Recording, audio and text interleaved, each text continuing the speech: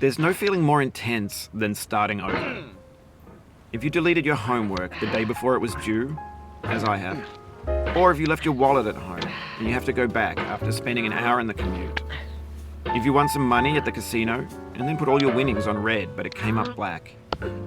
If you got your best shirt dry cleaned before a wedding and then immediately dropped food on it. If you won an argument with a friend and then later discovered that they just returned to their original view. Starting over is harder than starting up. If you're not ready for that, like if you've already had a bad day, then what you're about to go through might be too much. Feel free to go away and come back. I'll be here. Alright, thanks for coming with me on this trip. I'll understand if you have to take a break at any point. Just find a safe place to stop and quit the game. And don't worry, I'll save your progress, always, even your mistakes. This game is a homage to a free game that came out in 2002, titled Sexy Hiking. The author of that game was Jazzuo, a mysterious Czech designer who was known at the time as the father of B games. And B games are rough assemblages of found objects.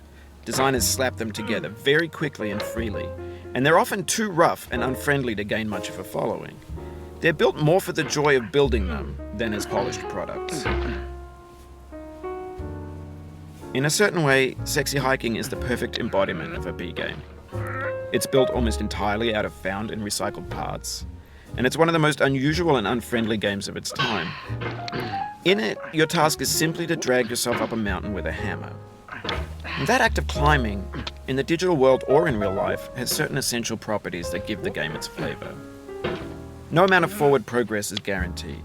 Some cliffs are too sheer or too slippery. And the player is constantly, unremittingly in danger of falling and losing everything.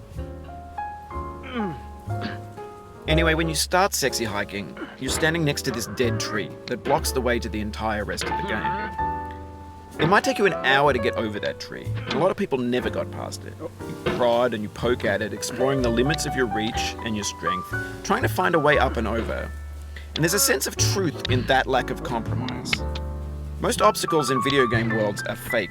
You can be completely confident in your ability to get through them once you have the correct method or the correct equipment or just by spending enough time. In that sense, every pixelated obstacle in Sexy Hiking is real.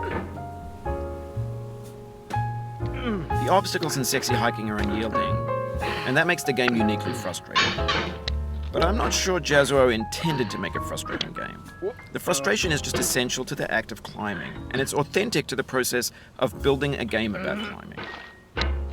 A funny thing happened to me as I was building this mountain.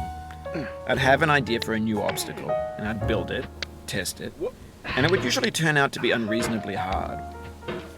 But I couldn't bring myself to make it easier. It already felt like my inability to get past the new obstacle was my fault, as a player rather than as a builder. Imaginary mountains build themselves from our efforts to climb them, and it's our repeated attempts to reach the summit that turns those mountains into something real.